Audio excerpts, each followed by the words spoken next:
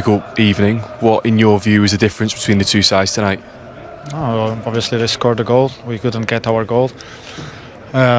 Create some chances, and we couldn't find the net. Obviously, they did it in a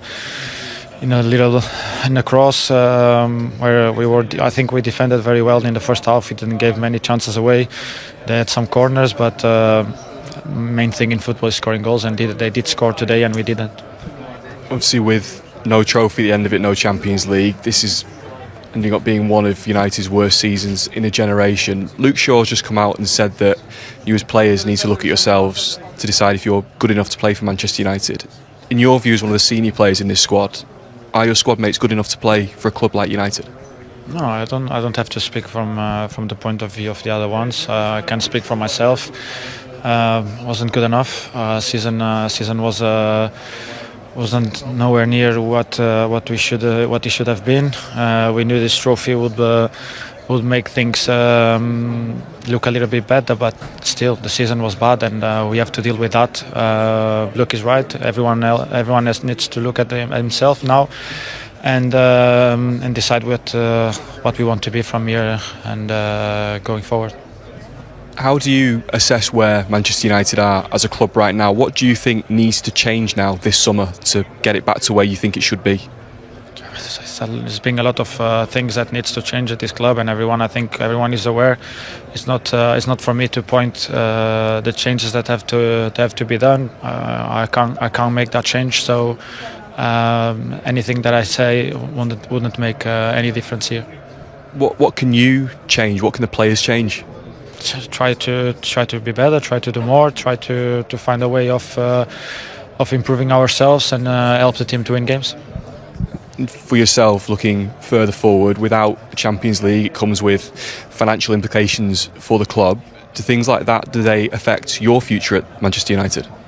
No, it's not the first time that happens. Being in Europa League have always happened that.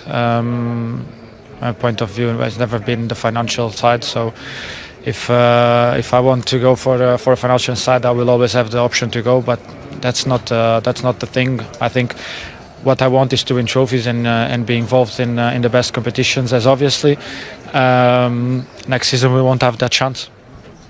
When we spoke to Rúben Amorim, he was more convinced than ever that he's the right man to take this club forward and to change what needs changing.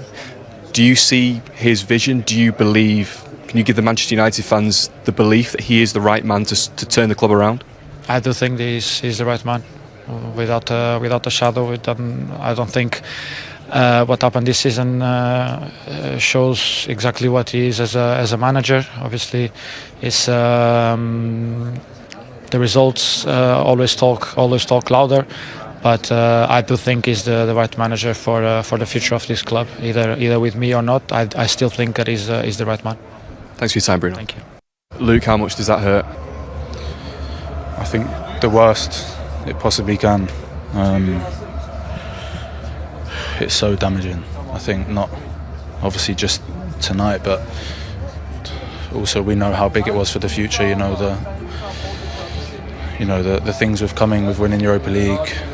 Champions League for next season, a lot, but it hurts a lot. It's, to be honest, this season it's not been good enough. I've just said it in there, but I'll say it here again. I think us as players, we have to question: are we good enough for Man United? Because this season's not acceptable.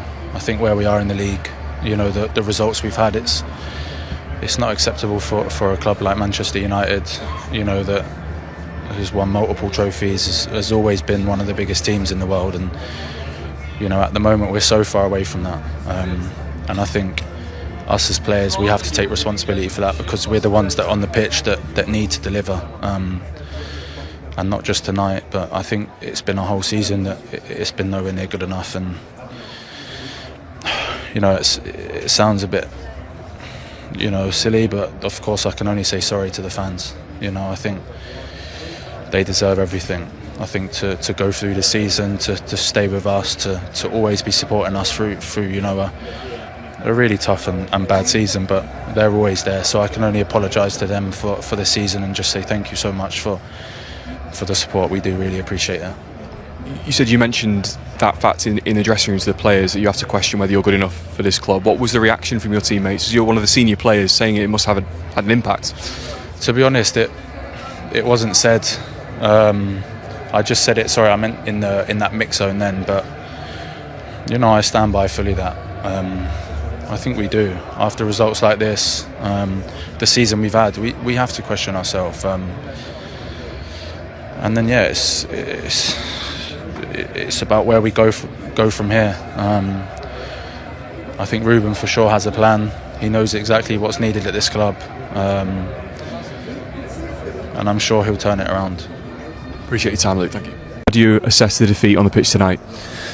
We suffered a goal. I think especially in the second half, we were in controlling of the game. We had situations to score. We try everything. I think we start quite well the first 5-7 minutes. Then we lost a little bit control of the game. We suffered a goal, but then the rest of the game we had clear chances to score. We didn't score. Why did you wait so long to make any changes in personnel second half? Porque like you saw, I think you saw the same thing. We started the second half quite well, so change just for the people to see that I changed something is not my way of doing things. We were on the top of the game, and when I felt that we need a different player, I put a different player. Thoughts, of course, now we'll turn to the sort of bigger picture at Manchester United.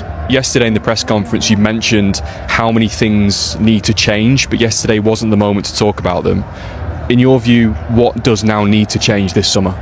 If yesterday was not the moment, imagine this moment. This moment is not to talk about, is to give space to the winners and to deal with the pain of losing this match and to go forward. Obviously, without the Champions League that came with the victory this evening, how does that affect the summer? Does it affect how quickly and how much you can change? That is clear, but that is not the important point. We will find a way to make the team better. Are you confident still that you're the man to be able to deliver those? I'm confident that I'm still the guy, more than the beginning. So I know it's going to be tough. I know that we lost against an English team. I know the patience of the fans are going to be really short in the next season. But I guarantee you, I will not quit. I will not go away. So I'm really confident.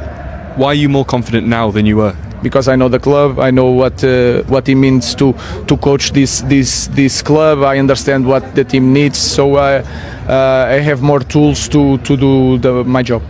Obviously, all of the United hierarchy were here today with Sir Jim Ratcliffe, the Glazers, Omar Barada, Jason Wilcox.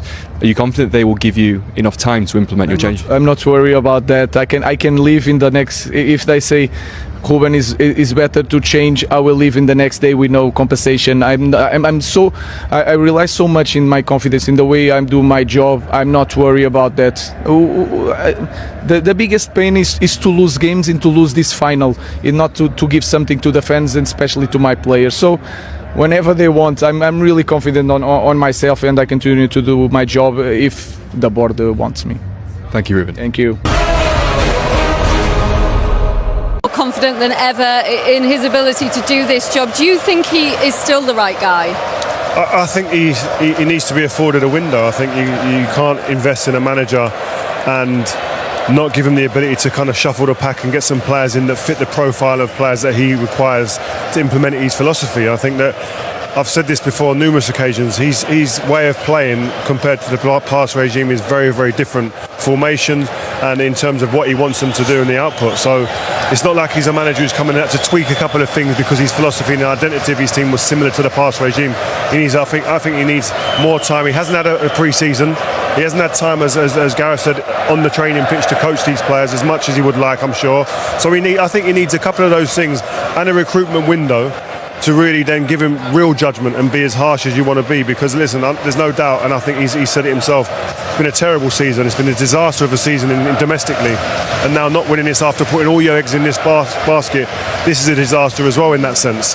So I think, again, rather than be emotional about it, like there will be a lot of people out there that are, and they're entitled to that, but in the cold light of day, I think he needs some time, and like I said, those things that I said before. But there's been so much said about how much pressure Ange Postecoglou is under this season, Glenn. Do you think he should be under more pressure? They've only won 2 Premier League points since the start of April. Well, I agree with Rio. I think he will be under pressure if he doesn't start well next year. The first 10 games are vital for United next year. He didn't really want to come, did he, when he wanted to come? He wanted to come at the end of the season anyway, but they said, no, it's got to be now.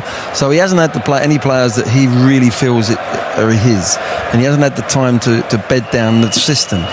They've never played 3 at the back, United, over the many, many years. Now, he has to look at himself maybe in the summer to say, in the Premier League, can I make this work?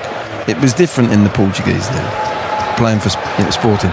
So at the end of the day, he's got to look at that first, and then he's got to go out and get recruit the players that suits that. At the moment, they've got a batch of very good, apart from Fernandes, I think they've got a batch of really good players. Nothing world class, nothing special that particularly this club, Manchester, had in their squad. What will the pressure be like, Gareth, then at the start of next season now? Yeah, of course it's going to be extremely high, but I think everyone at the board, I imagine, wanted that manager. It's kind of up to them now. If they've made the right decision, they should back him. I think he clearly believes in himself, and I think he did a great interview then. He really was respectful to Tottenham, the winners. He didn't create any big headlines with his answers, so I think that showed a true bit of class as well. So I think if the board think he's the right guy, they've got to back him, and like I said before, I think next season now he will have time with no European competition. He'll have time to work on things on the training field because they'll have no midweek games. Is that the one positive thing, that he will have that time with the players? Because perhaps in their current situation, the Champions League may have been a poison chalice for them. Yeah, I think it'd be impossible for him to say that publicly, but I think deep down him and his coaching staff will be rubbing their hands together in some sort of way, going, listen, we can now get our hands on these players a bit more and kind of mould them to what we believe is the right way to play. And he's actually said they're not ready. Yeah, and not ready. I just don't think. I don't know if they're not ready. I don't think he has the profile of player to play the way he wants to play. I don't think he has the players who are physically capable of going week in, week out, man to man against any team in the Premier League and coming out confidently on top. Until he gets that, I think the way he plays, he needs to have players who can do that. Yeah. And that's why I think the recruitment period now is going to be vitally important. I think that midfield area for United has been a massive problem. I mean, even the first half here, Spurs didn't have the creation, but the 3 in there for Tottenham tonight smothered them. Totally smothered them first half, and they couldn't get hold of the ball. They couldn't get themselves into the game. And I think in that, when you think of the players they've had in yesteryear in that midfield area, they've got to look at that. Whether you're playing whatever system, you've got to have that right. He's been swapping players and trying to find a little system that's going to help them when they have the wing backs. But I don't see a real clarity of the way. The best they've played was at Anfield. They caused Liverpool all sorts of problems in that 2-2 draw, and they went long. They didn't pass out, and they got 46% possession, playing long, playing no goal kicks, squeezing up to the halfway line. They still got enough, and they caused Liverpool a lot of problems. And I thought then, hang on, the pennies all dropped here for these players, and they look threatening. They look like the tough team to play against in that system. It can be. Tonight, they run out of ideas again. You can see he clearly doesn't have his type of player to play his way. He's kind of had to, I guess, adapt and try and use the players that he's got to make his style. So I think giving him some transfer windows, getting the players in that he wants to play his style to suit his way of pressing, playing, whatever it is, he needs that time, and I think that's the only way he'll be successful here. And the club knew how rigid his approach was when they brought him in mid-season, so I guess they have to give him those players to give him a chance. And that's why I believe they will give him that chance, because they all know there's people in there, Omar, Jason, Wilcox, people they understand football. Jason's played the game.